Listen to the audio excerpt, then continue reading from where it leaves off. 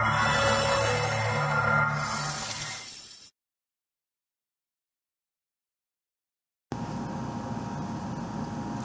pessoal, tudo bem? Então hoje nós vamos fazer um comentário sobre os motivos reais, tá?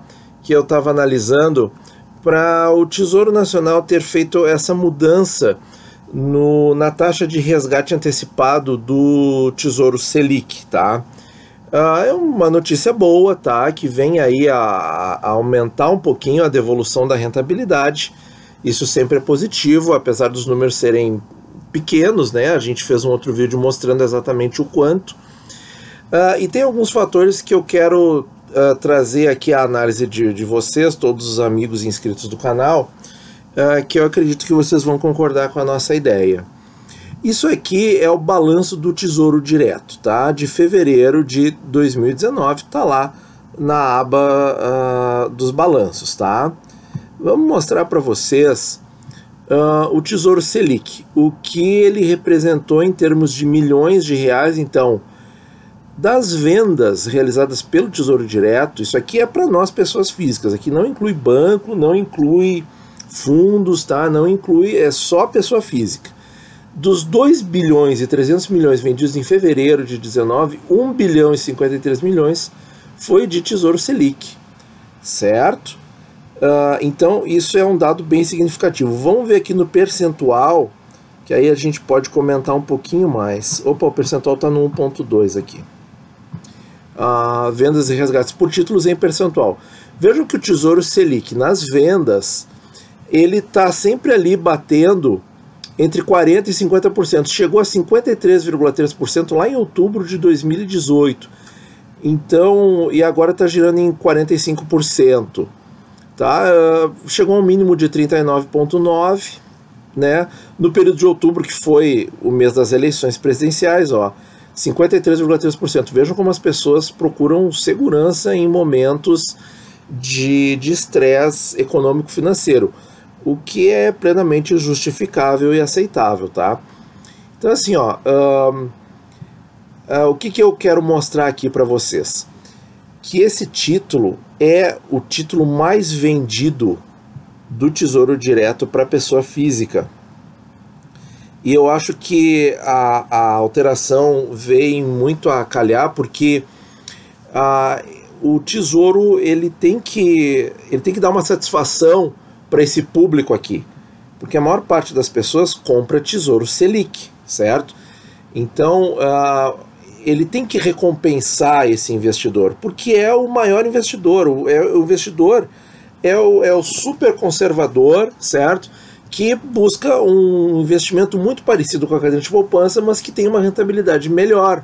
E tem, só que leva um pequeno tempo ali, leva uns 4 meses para essa rentabilidade a mais do que a caderneta de poupança começar a aparecer de forma definitiva e incontestável. Leva uns 4 meses, mas depois só ganha.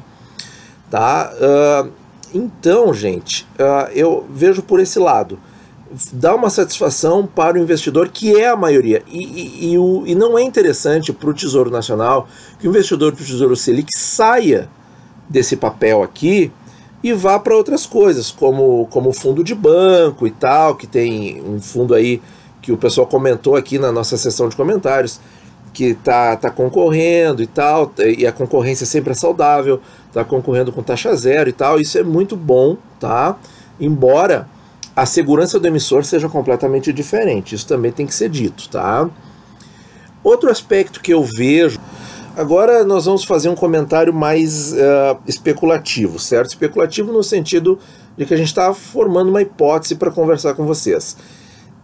Passando a reforma da Previdência, e alguns analistas aí dizem até que nem deveria esperar passar a reforma da Previdência, que a economia precisa de um estímulo já. O que aconteceria com a taxa Selic, gente? O que o Banco Central teria que fazer? Resolvendo o problema fiscal do país, certo? A economia voltando a se reaquecer e as coisas voltando a girar, muito provavelmente o Banco Central vai ter que fazer um estímulo a mais para a economia e vai ter que reduzir ainda mais o Tesouro Selic. A gente viu num outro vídeo que eu comentei sobre o Focus, os vídeos que eu comento a abertura do mercado, né, que já tem um número considerável de analistas prevendo Selic em 5,5% no fim desse ano de 2019, e alguns mais ousados prevendo até 5% no fim do ano de 2019. Eu não acho que vá tanto, mas imaginem, pessoal, se a rentabilidade do Tesouro Selic já está ruim com essa taxa em 6,5%, imaginem a 5,5% e a 5%. Vai desmotivar muito o investidor, e aí as pessoas vão sair daqui. Então eu acho também que um outro motivo, além de dar uma satisfação de querer segurar esse investidor, é já um passo antecipatório para uma provável queda futura da Selic, e talvez o Tesouro Nacional tenha que fazer outros passos para esse título continuar atrativo se um dia, por exemplo, a taxa Selic chegar a 5%.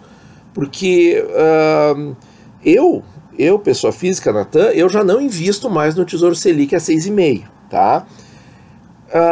Mais pessoas vão passar a fazer isso que eu faço, não vão investir em Tesouro Selic, vão investir em outros títulos, né? Vão investir no IPCA 24, num pré-fixado, e aí o que acontece? Esse número aqui pode diminuir bastante, eu acho que isso não vai ser bom para o Tesouro Nacional. Então esse é o segundo aspecto. Vamos para o terceiro aspecto, e no terceiro aspecto eu quero mostrar a tabela de rentabilidade dos títulos públicos, tá? Isso aqui, gente, não é 0,02, é a Selic mais 0,02 que a pessoa vai ter se ficar até o fim do prazo, 1º de março de 2025, ok? Vou pegar também todos esses aqui e vou converter para inflação de 4% ao ano para ver qual é a taxa efetiva que eles pagam, e nos prefixados fica o próprio valor nominal, porque eles não são influenciados pela inflação. Então vamos ver aqui na nossa planilha, eu fiz aqui isso que eu acabei de comentar. Transpus todos aqueles dados, tá? E esse 4,05, como IPCA mais inflação, coloquei aqui uma inflação estimada de 4% ao ano, que é a taxa efetiva do que o Tesouro Nacional vai pagar para os investidores. E aqui é que eu quero chamar a atenção de vocês para esse detalhe aqui, ó. O Tesouro Selic é o título que, para nós, é o que rende menos. Mas, para o Tesouro Nacional, é o título mais barato. Veja, acompanhe comigo. O Tesouro Nacional, aqui, por exemplo, dia 1º de janeiro de 22, Tesouro Prefixado 22, ele vai depositar os R$1.000 na tua conta, e depois vai descontar o imposto de renda, que vai para a Receita, é outra coisa, tá? Mas o Tesouro Nacional vai depositar os R$1.000 no dia 1º de janeiro de 22, que corresponde a 7,66%. Isso aqui é mais caro para o Tesouro Nacional do que pagar 6,42% anualmente para quem investe no Selic. Todos esses outros títulos aqui são mais caros para o Tesouro Nacional do que o Tesouro Selic. Por isso que eu vejo que é estratégico para o Tesouro Nacional manter uma boa parcela de investidores motivados a comprar o Tesouro Selic, porque é o título mais barato para o Tesouro, que para nós é o que paga a pior rentabilidade. Em troca, claro, aqui eu tenho risco, né? Nos pré-fixados eu tenho risco da inflação, nos tesouros IPCAs eu tenho risco da marcação a mercado. Mas esse risco é contornável. Ficando até o fim do prazo, esse risco é zerado. Da inflação não, mas da marcação a mercado sim. Então, pessoal, eu queria trazer esses itens para a reflexão de vocês, para a gente sair um pouco do barulho da internet e ver que realmente pode haver razões mais profundas para essa melhora discreta que houve na rentabilidade do Tesouro Selic em todos os prazos, tá? E eu acredito que seja isso. Dá uma satisfação para o maior público, que o maior público comprador é Tesouro Selic, tanto em volume financeiro, veja aqui, ó, 1 bilhão de 2 bilhões e 300 milhões, correspondendo a 45% das vendas do Tesouro Nacional. Então é um investidor que não pode ser perdido. Nós temos uma perspectiva forte aí de médio prazo de redução da Selic, certo? Alguns analistas falando em 5,5%, outros falando em 5%. Vamos esperar para ver.